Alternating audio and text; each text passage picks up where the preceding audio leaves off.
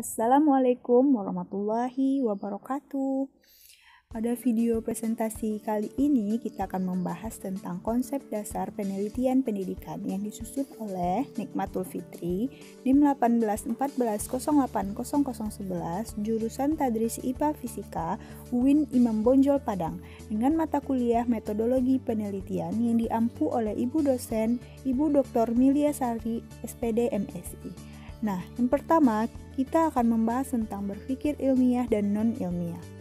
Sebelumnya, apa itu berpikir? Berpikir merupakan upaya manusia dalam memecahkan suatu masalah. Nah, berpikir ilmiah merupakan berpikir yang logis dan empiris. Logis yaitu masuk akal, dan empiris adalah dibahas secara mendalam berdasarkan fakta yang dapat dipertanggungjawabkan. Nah, berikut adalah pengertian berpikir menurut para ahli. Yang pertama, menurut Salam, berpikir ilmiah adalah proses atau aktivitas manusia untuk menemukan atau mendapatkan suatu ilmu.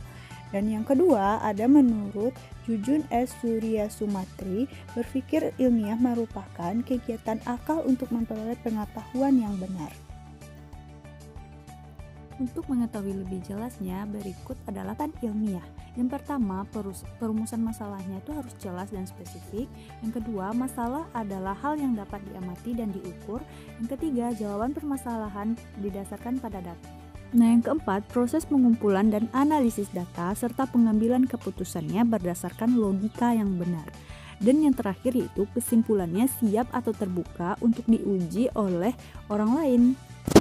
Nah, selanjutnya yaitu berpikir non-ilmiah. Ini kebalikan dari berpikir ilmiah, yaitu kegiatan berpikir yang hanya menggunakan akal sehat, perasaan, prasangka yang kebenarannya diperoleh secara kebetulan.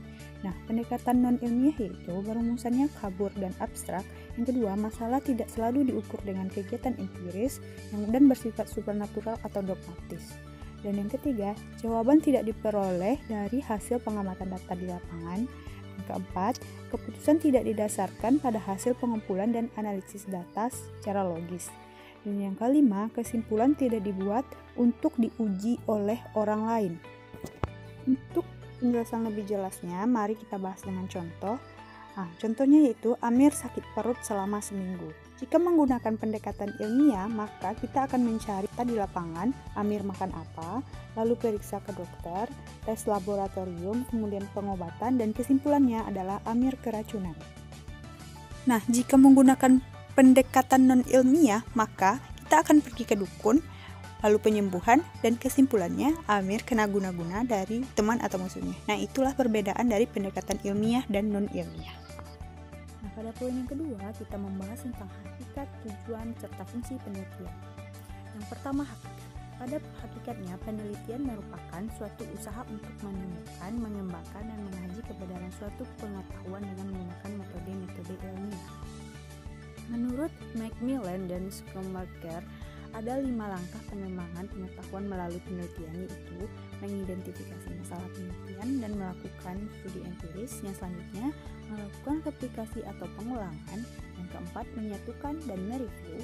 Yang kelima, menggunakan dan mengevaluasi. Yang kedua, tujuan penelitian pendidikan yaitu untuk menemukan prinsip-prinsip umum atau penafsiran tingkah laku yang dapat dipakai untuk menerangkan, meramalkan, dan mengendalikan kejadian-kejadian dalam lingkungan pendidikan, baik pendidikan formal, non-formal, maupun informal. Ada 3 tujuan penelitian secara umum. Yang pertama, memperoleh informasi. Misalnya, hasil belajar siswa.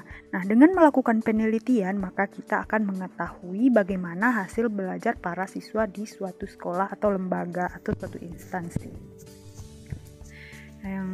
Tujuan yang kedua yaitu mengembangkan dan menjelaskan.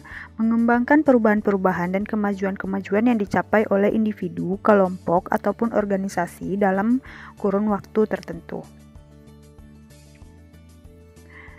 Yang ketiga, menerangkan, memprediksi, dan mengontrol suatu ubahan.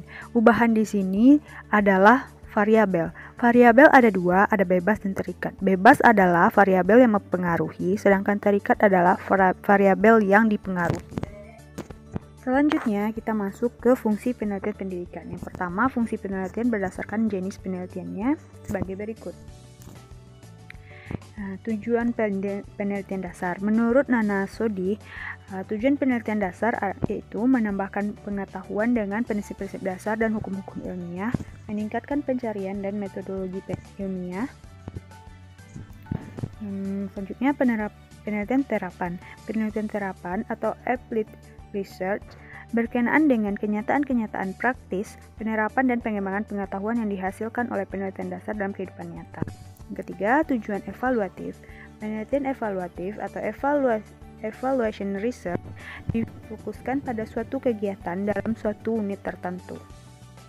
Selanjutnya yaitu fungsi penelitian berdasarkan tujuannya. Yang pertama, penelitian deskriptif. Deskriptif atau descriptive research ditunjukkan untuk mendeskripsikan suatu keadaan atau fenomena apa pada saat penelitian dilakukan.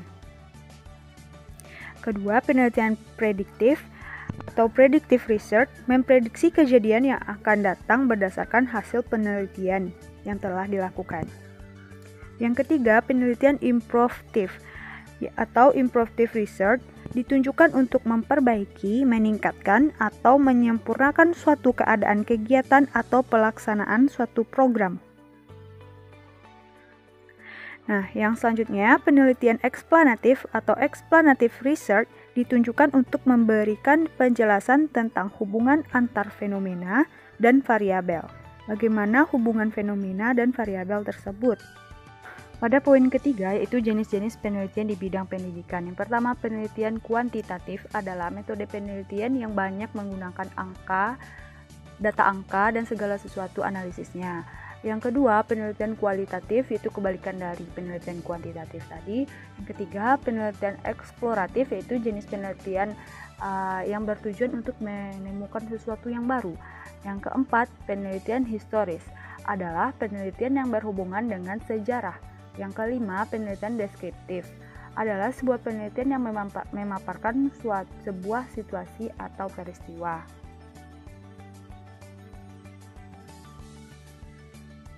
Yang selanjutnya ada penelitian korelasional, yaitu penelitian yang mengemukakan hubungan antara satu variabel dengan variabel lainnya.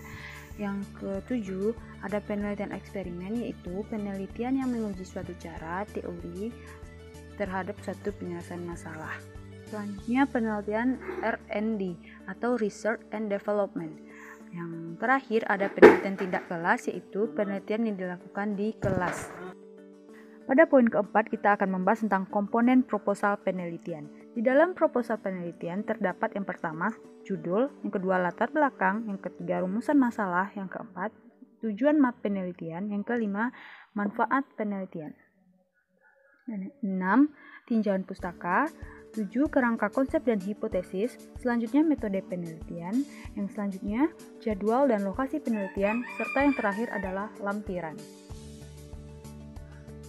Yang poin kelima yaitu tahap atau prosedur penelitian.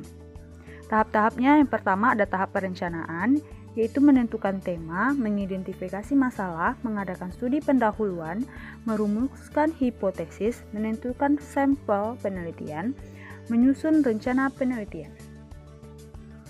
Yang kedua, tahap pelaksanaan ada pengumpulan dan analisis data. Yang ketiga, tahapan penulisan laporan. Laporan secara tertulis perlu dibuat agar peneliti dapat mengkomunikasikan hasil penelitiannya kepada para pembaca atau penyandang dana. Poin ke-6, hambatan-hambatan penelitian pendidikan. Ada sedikit contohnya saja, biaya penelitian, sarana penunjang, dan sumber daya. Wassalamualaikum warahmatullahi wabarakatuh.